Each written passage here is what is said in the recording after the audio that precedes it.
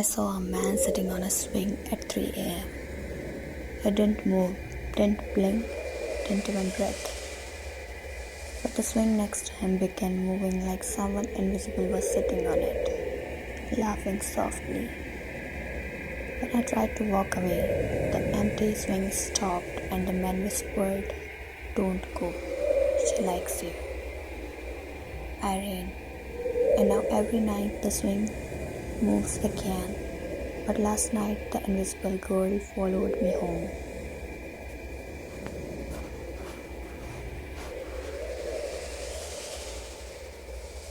I don't usually walk home through the park.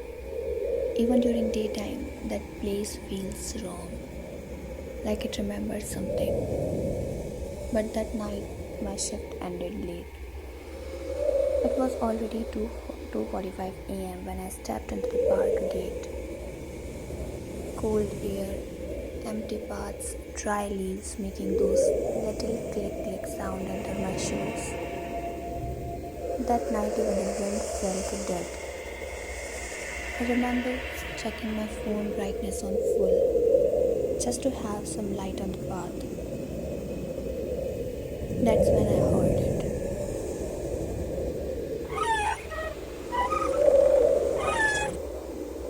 It was the sound of a swing, slow, steady, repeating almost rhythmically. I followed the sound with my eyes, and my breath simply stopped. One swing was moving on its own, not by wind, not gently. It was moving like someone sitting on it and slowly swinging back and forth. But the seat was empty. Right next to it, a man sat on the other swing, still frozen, head down, hands resting on laps, not even a finger twitch. The way his body sat there, he didn't look alive. I felt this heaviness, pressure in my ears, like the park had suddenly gone silent except for the swing clicking sound. I whispered under my breath, "Please don't look at me. Please don't look at me." I tried walking past, pretending I didn't see them. But the moment my shoe touched the gravel path, the empty swing started swinging violently.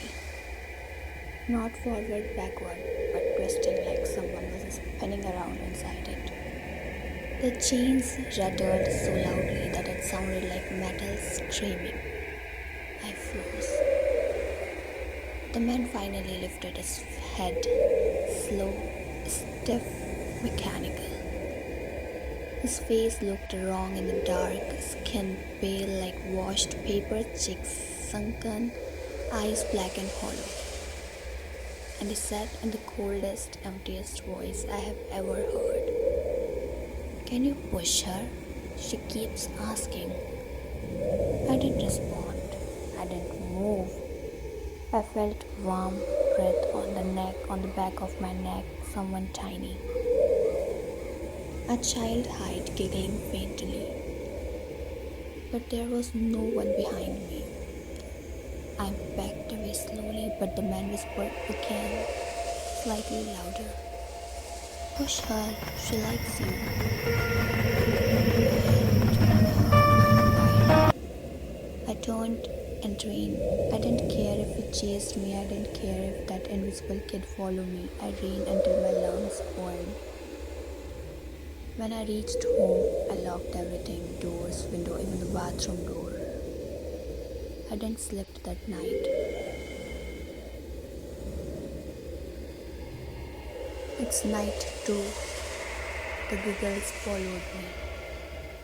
I told myself I imagined it. Late shift, dark park, maybe I hallucinate. But the next night around 2:50 a.m. I heard a swing squeaking outside my window. Very faint but clear. I live on the second floor. There is no swing outside, only air. I looked out, trembling. Nothing, just darkness. Then, tap. A tiny handprint appeared on the glass, small child-sized fog as if someone exhaled onto the window. Then another, then two more, and a faint giggling came from below my window like someone circling around. I hid under my blanket like a scared kid. I didn't sleep again. Night 3, the man returned. I didn't walk through the park that night. I took the main road. But the halfway home, I saw a silhouette near a street light. Why didn't you push her? A man standing perfectly still facing me. The same pale face, the same dead posture. He wasn't blinking, he wasn't breathing, he just stood there. And then he asked me in that same emotionless voice, "Why did you push her?" I stepped back. He tilted his head sideways, almost touching his shoulder. "She followed you home." And behind me, I heard a small girl's voice. "Play with me," I bolted. But the man didn't move at all. He just watched me run. It's the fourth night. This is the part I wish I made up. Around 3:12 a.m., I woke up with the sound of chains moving, slow dragging, metal grinding on the floor tiles. I sat up. My room was dark, but the sound grew louder. Clink, clink, clink. Something was in the hallway dragging itself towards my room. I grabbed my phone, turned on the flashlight, and walked to the door. For the 3 seconds, I saw nothing. Then something small, pale, peeked from behind the doorway. A tiny face, black hollow eyes, a wide, unnatural smile here, her head tilted, just like the man.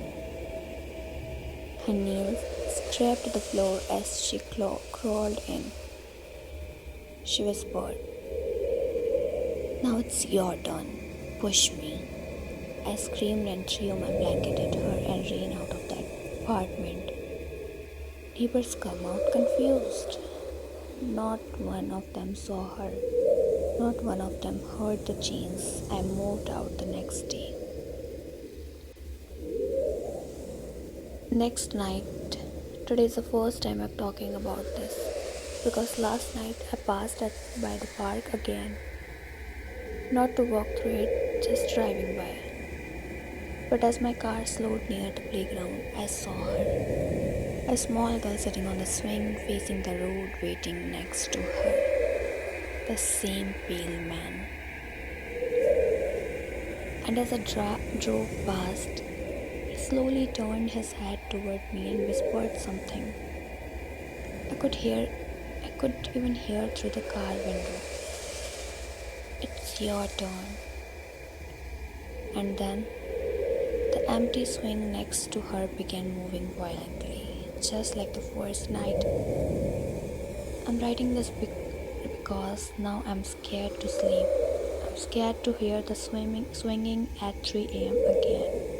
And if you ever pass a park late night and hear a swing moving with no one on it, don't look, don't stop, don't listen, because she's still asking to push me. And the moment you answer, you'll never walk out of the park alone again.